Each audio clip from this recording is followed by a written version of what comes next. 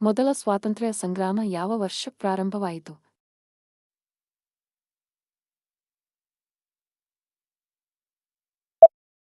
1857ರಲ್ಲಿ. ಮೊದಲ ಸ್ವಾತಂತ್ರ್ಯ ಸಂಗ್ರಾಮ ಎಲ್ಲಿ ಪ್ರಾರಂಭವಾಯಿತು?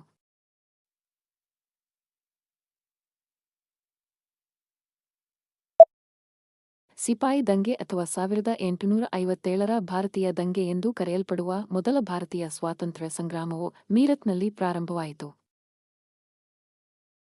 ಭಾರತದ ರಾಷ್ಟ್ರಗೀತೆಯಾದ ಜನ ಗಣ ಮನವನ್ನು ಮೊದಲ ಬಾರಿಗೆ ಯಾವಾಗ ಹಾಡಲಾಯಿತು?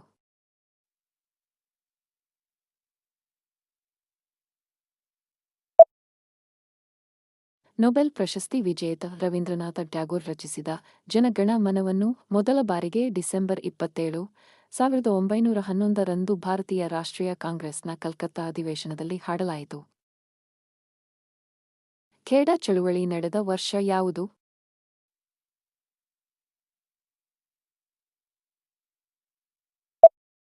ಅಹಮದಾಬಾದ್ನಲ್ಲಿ ನಡೆದ ಮಹಾಗಿರಣಿ ಮುಷ್ಕರದ ಕೇವಲ 4 ದಿನಗಳ ನಂತರ ಮಾರ್ಚ್ 11, 1918ರಂದು ಖೇಡಾ ಸತ್ಯಾಗ್ರಹ ಪ್ರಾರಂಭವಾಯಿತು. ಬ್ರಿಟಿಷರ ವಿರುದ್ಧ ಹೋರಾಡಲು ಇಂಡಿಯನ್ ನ್ಯಾಷನಲ್ ಆರ್ಮಿಯನ್ನು ಸ್ಥಾಪಿಸಿದವರು ಯಾರು?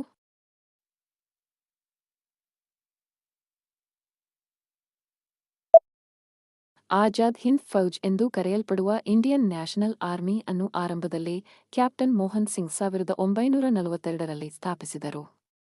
ನಂತರ ಅದನ್ನು ಸುಭಾಷ್ ಚಂದ್ರ ಬೋಸ್ ಪುನರುಜ್ಜೀವನಗೊಳಿಸಿ ಮುನ್ನಡೆಸಿದರು. ಚಂಪಾರಣ್ಯ ಸತ್ಯಾಗ್ರಹ ಯಾವ ವರ್ಷ ನಡೆಯಿತು?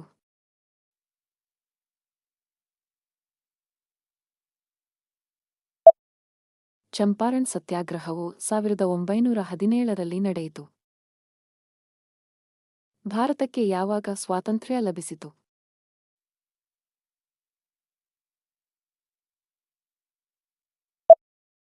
ಭಾರತವು ಆಗಸ್ಟ್ 15, 1947ರಂದು ಬ್ರಿಟಿಷ್ ಆಳ್ವಿಕೆಯಿಂದ ಸ್ವಾತಂತ್ರ್ಯ ಗಳಿಸಿತು. ಸ್ವತಂತ್ರ ಭಾರತದ ಮೊದಲ ಪ್ರಧಾನಿ ಯಾರು?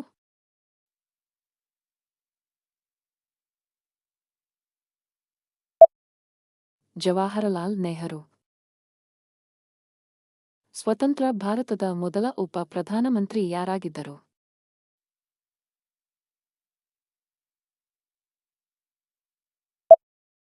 ಭಾರತದ ಮೊದಲ ಉಪ ಪ್ರಧಾನಮಂತ್ರಿ ಸರ್ದಾರ್ ವಲ್ಲಭಭಾಯಿ ಪಟೇಲ್. ಸ್ವಾತಂತ್ರ್ಯ ಭಾರತದ ಮೊದಲ ಗವರ್ನರ್ ಜನರಲ್ ಯಾರು?